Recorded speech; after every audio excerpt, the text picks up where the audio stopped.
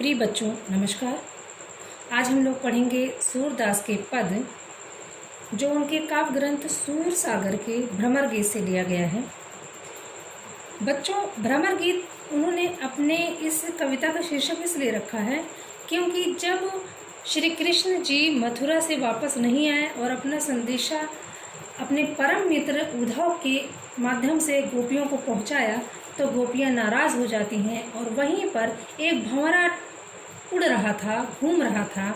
उस भंवरे को माध्यम बनाकर गोपियां उद्धव को व्यंग कर रही थीं और उस व्यंग का पहला भाग आप लोग पद नंबर 1 के रूप में पढ़ चुके हो। दूसरे पद में देखिए वो क्या कह रही हैं। मन की मन ही मांझ रही, कहिए जाय कौन पै उद्धव, ना ही परत कही। बच्चों, मैं पढ़ते पढ़ते आप लोग को मीनिंग भी बताती चलती हूँ। इसके साथ साथ आप लोगों को मैं इमेज भेज दूंगी इस पेज का और आप लोग देखिए कि मैंने इसमें शब्द और अर्थ भी लिखा हुआ है। तो पहले लाइन में मांझ रहे, मांझ मतलब अंदर, कहिए जाय कौन पै उद्धव, ना ही परत कही। अवधि, अवधि मतलब समय काल, अवधि आधार, आस आवन की, आधार मतलब आधार, आस आशा, आवन की आने की, तन मन बिथा सही, तन मन की व्यथा पीड़ा सही सहना।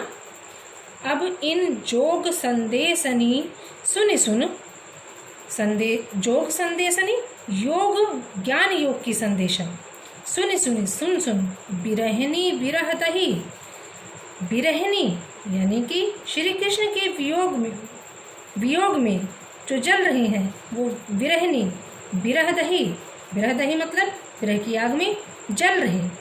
चाहती हुती, हुती मतलब थी, गुहार जितहि तय, गुहारना यानी कि बुलाना पुकारना, गुहारी रक्षा के लिए गुहारना, जितहि तय यानी कि जिधर से, उत तय वहाँ से उधर से, धार बही धार बहना।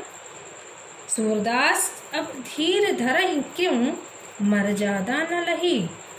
धीर मतलब कि धीरज, धरहि यानी धारण करना, क्यों सवाल है। मर्यादा न लही, मर्यादा मतलब मर्यादा। बेटा मर्यादा का तद्भव रूप है मर्यादा। न लही, न लही मतलब न रही। तो बच्चों अब मैं इसका भावार्थ बताते चलती हूँ। मन की मन ही मांझ रही, गोपियाँ उद्धव से कह रही हैं कि हे उद्धव, हम अपने मन की अभिलाषा मन में ही अंदर रख रही हैं, किसी से नहीं कह रही हैं। कहिए जाय कौन पे उद्धव, हे उद्धव कहिए हम कहाँ जा कर के अपने मन की अभिलाषा को कहें। ना ही परत कही, कहीं नहीं कहते बनता, अवधि आधार आस आवन की। हम सोच रही थी, हम गोपियाँ, कि श्री कृष्ण जी आएंगे, उनके आने की आशा में, उनके आने की आशा थी हमको और इसी आधार पर उसी समय का हम प्रतीक्षा में थे और उसी समय की प्रतीक्षा में हम तन मन बिथा सही, तन और मन में जो व्यथा थी, जो पीड़ा थी, हम उसको सहती रहीं। अब इन जोग संदेशनी सुन सुन, अब इन योग के संदेशों को सुन सुन करके, विरहनी बिरह दही, हम विरहनियाँ विरह की आग में जल रही हैं और तुम्हारी ये योग की संदेशा सुन सुनकर हमें ऐसा लगता है कि आग में घी का काम तुम्हारा योग का संदेश कर रहा है। चाहती हुती गुहार जितहि तय, चाहती थी, हम चाहती थी कि जो हमारा रक्षक है हम उसको गुहारें, रक्षा के लिए पुकारें, उधर वहाँ हम उसकी रक्षा के लिए पुकारें तो श्री कृष्ण जी हमारी रक्षा करेंगे। वो तो तय धार बही, लेकिन उधर से तो योग की धारा बह रही है, योग संदेश की धारा बह रही है। और अगला है पंक्ति, सूरदास अब धीर धरहि क्यों, मर्यादा न लही। अब हम धीरज क्यों धरें, अब हमसे धैर्य नहीं रखा जा रहा है, धीरज का बांध टूट रहा है, मर्यादा न रखी जब श्री कृष्ण जी ने ही प्रेम की मर्यादा को नहीं रखा। प्रेम की मर्यादा होती है कि प्रेम के बदले में प्रेम। जब श्री कृष्ण ने प्रेम की मर्यादा को ही नहीं रखा तो अब हम धीरज क्यों धरें? ऐ उद्धव तू बता। तो बच्चों, आप लोगों ने देखा, इस पद के बारे में आप लोगों ने सुना और उम्मीद है कि आप लोगों को समझ में आया होगा। अब हम पढ़ेंगे पद नंबर 3। हमारे हरिहारिल की लकड़ी, मन क्रम वचन नंद नंदन उर, यह दृढ़ करी पकड़ी। हरि श्री कृष्ण को कहा है गोपियों ने, हारिल की लकड़ी। हारिल बच्चों एक ऐसा पक्षी है, उसका नाम हारिल होता है, जो उड़ते हुए अपने पैरों में लकड़ी पकड़े रहती है और उसको छोड़ती नहीं है, क्योंकि उसे ये आशा रहती है कि लकड़ी को जब तक पकड़े रहेंगे तब तक हम नहीं गिरेंगे। मन क्रम वचन नंद नंदन उर। नंद नंदन यानी कि नंद के नंदन यानी नंद के पुत्र श्री कृष्ण जी। नंद नंदन मतलब श्री कृष्ण, उर मतलब हृदय। यह दृढ़ करी पकड़ी, दृढ़ निश्चय कर लिया गया है गोपियों द्वारा। करी पकड़ी, इसी दृढ़ता को वो पकड़ी है। जागत सोवत स्वप्न दिवस निस कान कान जकरी। जकरी मतलब कि रट रही हैं। सुनत जोग लागत है ऐसो ज्यों करुई ककरी। करुई मतलब कड़वी, ककरी ककड़ी। सु तो व्याधि हम कौले लय आए, देख सुनी न करी। सु मतलब कि वो, तो व्याधि, व्याधि मतलब कि पीड़ा। हम कौ लय आए, देख सुनी न करी। यह तो सूर तिनहि लय सौंपो। तिनहि मतलब कि उनको, जिनके मन चक्री, जिनका मन चक्री है, चक्कर खाता रहता है, चंचल है और स्थिर नहीं है। अब इसका भावार्थ हम लोग बताते हैं। हम बताते हैं बेटा, सॉरी, हमारे हरिहारिल की लकड़ी। गोपियाँ कह रहे हैं कि हमारे लिए श्री कृष्ण जी हारिल पक्षी की लकड़ी की तरह हैं। हम हरि के अनन्य प्रेम को, अनन्य भक्ति को नहीं छोड़ेंगे। जिस तरह से हारिल पक्षी उस लकड़ी को नहीं छोड़ती है, उसी तरह से हम हरि के अनन्य भक्ति को भी नहीं छोड़ेंगे, हरि के प्रेम को नहीं छोड़ेंगे। मन क्रम वचन नंद नंदन उर। हमारा मन क्रम और वचन नंद के नंदन के हृदय में बसा हुआ है और ये दृढ़ता, ये दृढ़ निश्चय हम किए हुए हैं, जिसको हम पकड़े हुए हैं और नहीं छोड़ेंगे। गोपियाँ श्री कृष्ण के अनन्य प्रेम में एकाग्र हैं और आगे कहती हैं, जागत सोवत स्वप्न दिवस निसी कान कान जकरी। जागते सोते स्वप्न देखते हुए, दिन हो चाहे रात हो, हम कान्हा कान्हा ही रटती रहती हैं। सुनत जोग लागत है ऐसो। गोपियाँ कहती हैं उद्धव से, कहती हैं हे उद्धव, तुम्हारी जोग की बातें, ज्ञान योग की जो बातें हैं वो हम जब सुनते हैं तो ऐसा लगता है कि जैसे कड़वी ककड़ी खाने से हमारा मन खराब हो जाता है, उसी तरह से जोग की संदेशा की बातें सुनकर भी हमारा मन खराब हो जाता है। सु तो व्याधि हम कौ लय आए। वो तो हमारे लिए व्याधि लेके आए हैं, पीड़ा लेकर के आए हैं। देखी सुनी न करी, संदेशा नहीं है, हमारे लिए व्याधि है और उन्होंने न देखा न सुना न करी। यह तो सूर तिनहि लय सौंपो। और यह जो संदेश, ये ज्ञान योग की बातें, ऐ उद्धव तुम उनको ले जा कर के सौंप दो जिनके मन चंचल है, जिनका मन स्थिर नहीं है।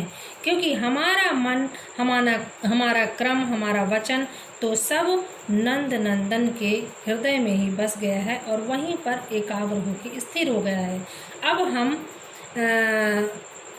ज्ञान योग की बातें नहीं सुन सकती हैं। पद नंबर 4 है बच्चों, इसमें लिखा हुआ है, हरि है राजनीति पढ़ी आए, समझी बात। राजनीति बच्चों आप लोग जानते हो, पॉलिटिक्स। समझी बात कहत मधुकर के। मधुकर यानी कि भ्रमर रूप उद्धव को मधुकर कहा गया है, मतलब कि उद्धव को भ्रमर कहा गया है यहाँ पर। समाचार सब पाए। एक अति चतुर होते पहले ही चतुर चालाक, अब गुरु ग्रंथ पढ़ाए, बढ़ी बुद्धि जान जो उनकी, जोग संदेश पठाए, पठाना मतलब भेजना। उधो भले लोग आगे के मतलब पहले के लोग भले थे, परहित डोलत धाये, परहित पराये लोगों के हित के लिए, दूसरों के कल्याण के लिए इधर उधर घूमते फिरते थे। अब अपने मन फेर पाई हैं, अब चलत जूहते चुराए। फेर मतलब कि फिर से वापस कर देना, फेर देना।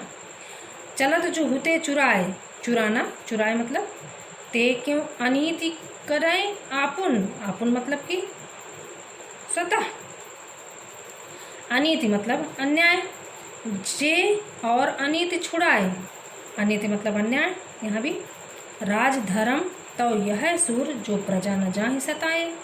अब बच्चों इसका भावार्थ बताते चलते हैं और इसकी इमेज मैं आप लोगों को इमेज फोटो मैं भेज दूंगी शब्दार्थ का, पद 3 का और पद 4 का। चौथे पद का भावार्थ है बेटा, गोपियाँ फिर से कहती हैं उद्धव से, हरि है राजनीति पढ़ियाए। हे उद्धव, ऐसा लगता है कि श्री कृष्ण जी राजनीति पढ़ आए हैं, वो एक नेता की तरह बात करने लगे हैं। समुझी बात कहत मधुकर के, हे भ्रमर रूप उद्धव, बात समझ में आ रही है, समाचार सब पाए, और अब तो समाचार भी पा गए हैं हम। एक अति चातुर होते पहले ही, वो श्री कृष्ण जी पहले से ही बहुत चतुर थे, होते मतलब थे, पहले से ही बहुत चतुर थे। अब गुरु ग्रंथ पढ़ाए और अब गुरु का जो ग्रंथ था वो भी पढ़ा रहे हो, तुम गुरु से जो सीख के आए हो। बढ़ी बुद्धि जानी जो उनकी, उनकी बुद्धि जो बढ़ गई है, जोग संदेश पठाया, तो उद्धव के माध्यम से जोग का संदेश पठाए हैं, हम लोगों को भिजाए हैं। उद्धव भले लोग आगे के, उद्धव तुम तो भले लोग में से हो और पहले से भले लोग हो, भले हो। परहित डोलत धाय, दूसरों के कल्याण के लिए घूमते फिरते हो। अब अपना मन फेर पाइए और चलत जूहते चुराए। और श्री कृष्ण जी पहले तो हमारा हृदय चुराए, मन चुराए, और अपने ही मन को फेर लिए हैं और कह दो कि हमारा मन जो चुरा ले गए हैं उसको वापस हमको भेज दें। ते क्यों अनीति करें आपुन, वो क्यों अनीति करते हैं, अन्याय करते हैं, स्वतः जे और अनीति छुड़ाए, जो कि दूसरों के अन्याय को वो छुड़ाते हैं, अन्याय को न्याय में बदलते हैं। राजधर्म तो यह सूर जो प्रजा न जाहि सताएं, राजधर्म तो राजा का यही होता है धर्म, कि वो प्रजा के साथ अन्याय ना करे और उनको ना सताए। तो प्रिय बच्चों, आप लोगों ने देखा कि पद 4 आप लोगों ने पढ़ा और इससे आप लोगों ने काफ़ी सीखा होगा। थैंक यू बच्चों, फिर मिलेंगे।